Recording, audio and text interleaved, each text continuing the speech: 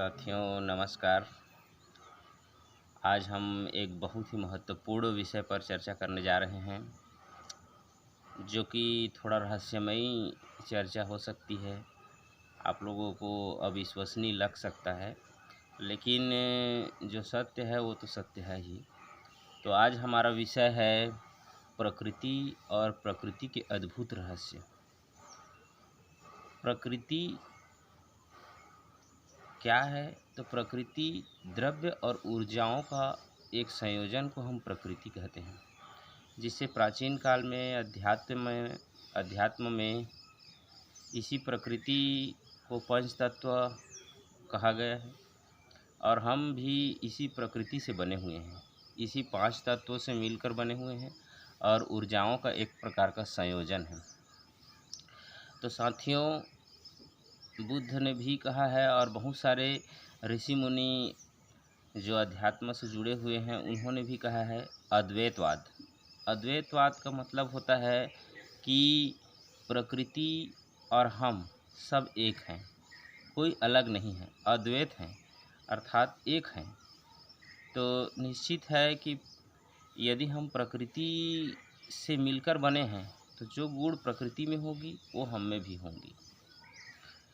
अब प्रकृति और प्रकृति के अद्भुत शक्तियाँ जो होती हैं उस पर हम आज विचार करने जा रहे हैं। प्रकृति में अद्भुत शक्तियाँ होती हैं, जैसे हम कहते हैं कि जो सजीवता होती हैं, सजीव हम जंतुओं को, पेड़ पौधों को सजीव मानते हैं। वैसे ही प्रकृति के पांच तत्वों में भी एक अलग स्तर का सजीवता होती है, और उस सजीवता को यदि हम जो है सही ढंग से समझें तो उसके साथ उतने ही अच्छे ढंग से संबंध रख सकते हैं। जैसे हमारा जल, उदाहरण के लिए जल कहा गया है जल ही जीवन है, और जल में भी एक उच्च स्तर का सजीवता होती है। आपको मालूम होगा कि जो जल होता है उसी से हम जो है उत्पन्न हुए हैं। सबसे पहले जो है एक कोशिकीय जीव बने वह जल से ही उत्पन्न हुए हैं, अर्थात हमारा जो है 71%, यदि हम देखें तो 71% हमारा बॉडी का 71% भाग जल है। और मस्तिष्क में भी जल का ही उसी प्रकार से 71% भाग है।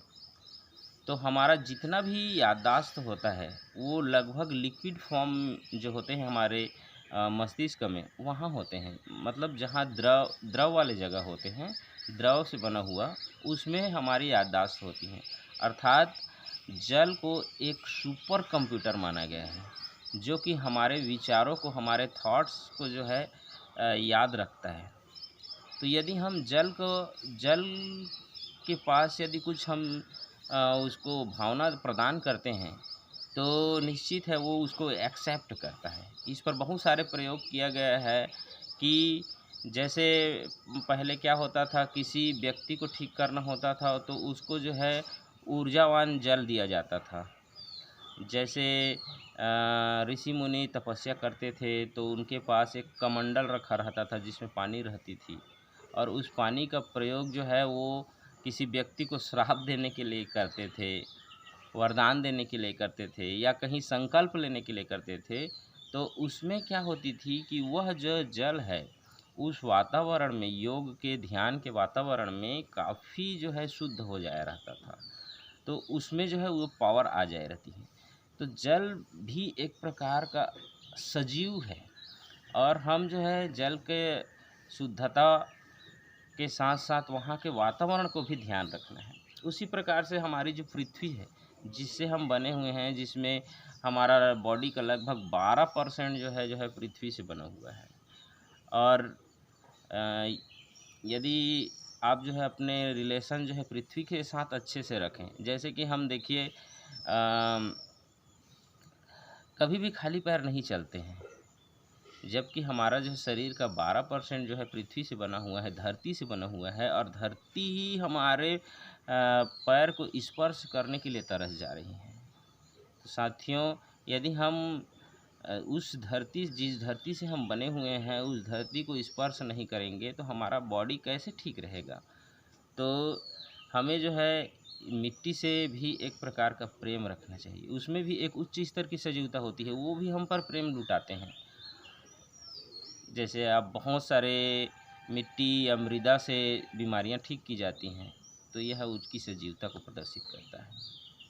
हवाएं, आप जान ही रहे हैं, हवाएं जिसको हम प्राण या वायु कहते हैं, उससे प्राण ऊर्जा प्राप्त होती हैं। प्राण ऊर्जा के बिना हम जो है जीवित नहीं रह सकते हैं, उसमें एक उच्च प्रकार की, उच्च स्तर की सजीवता पाई जाती है। हमारे प्रकृति में जितने भी वृक्ष हैं, जितने भी अस्तित्व में जितने भी सजीव जीव जंतु हैं, वो सारे भी हमारे प्रेम के भूखे होते हैं। और जब हम उनको प्रेम प्रदान करते हैं, चाहे वो हम उनके केयर करके या उनके ध्यान रख कर करते हैं, या किसी भी प्रकार से उसको विचार से हम उससे प्रेम करते हैं, तो वो भी हम पर प्रेम लुटाता है। इस पर बहुत सारे प्रयोग किए गए हैं कि एक वृक्ष था, उस वृक्ष को सद्विचार दिया गया, उसको अच्छे विचार दिए गए, उससे प्रेम किया गया, उसको प्रेम का स्पर्श किया गया, तो देखा गया कि उसमें जो फल था वो काफ़ी मीठा और जो है काफ़ी बड़े हुआ। तो ये जो है हमारे वृक्ष जो है एक प्रकार का हमारी जो विचार हैं, हमारे प्रेम और स्नेह के जो विचार हैं, उसको क्या करता है, एक्सेप्ट करता है और उसको हमको प्रदान करता है। उसी प्रकार से जितने भी प्रकृति में जीव जंतु हैं, जितने हम जो है अदृश्य ब्रह्मांडी ऊर्जाएं हैं, वो सारे चीज़ जो है में सजीवता होती हैं, और उस सजीवता को ही हमको प्रेम, स्नेह, करुणा और हमारे अच्छे विचार से हम उसको आकर्षित कर सकते हैं। उनके अद्भुत ऊर्जाओं का हम फ़ायदा उठा सकते हैं। तो साथियों, प्रकृति से बने हैं और प्रकृति से यदि हम जुड़े रहेंगे तो निश्चित है उसका लाभ हमको मिलेगा और अद्भुत मिलेगा, क्योंकि ये जो है प्रकृति में अद्भुत शक्तियाँ हैं। हम उस उच्च स्तर तक हम नहीं पहुंच पाते हैं, इसलिए हम उसको केवल अंधविश्वास कह देते हैं। नहीं तो प्राचीन सिंधु घाटी सभ्यता में ही प्रकृति की पूजा की जाती थी, और प्रकृति का जो हम यदि हम किसी भी प्रकार का पूजा करते हैं, इसका मतलब उसके प्रति हम श्रद्धा भाव प्रकट करना है। हम यदि वृक्ष को पूजा करते हैं, इसका मतलब हम उसके प्रति श्रद्धा भाव प्रकट कर रहे हैं, क्योंकि उससे हमको ऑक्सीजन मिल रहा है, उससे हमको फल मिल रहा है। यदि हम सूर्य देव का पूजा करते हैं, इसका मतलब ये नहीं कि जो है हम केवल अंधविश्वास से कर रहे हैं, सूर्य की ऊर्जा से हम चल रहे हैं, तो उसके प्रति हम जो है श्रद्धा भाव प्रकट करते हैं। तो साथियों, ये प्रकृति को तो आपको मानना ही पड़ेगा, और प्रकृति के प्रति श्रद्धा भाव यदि प्रकट करेंगे तो प्रकृति भी आप पर श्रद्धा भाव प्रकट करेगा। साथियों, कभी भी प्रकृति से जो है जुड़ के रहिए, हमेशा प्रकृति से जुड़ के रहिए, उससे दूर होने की कोशिश बिल्कुल ना कीजिए, क्योंकि हम प्रकृति से ही बने हैं। धन्यवाद साथियों।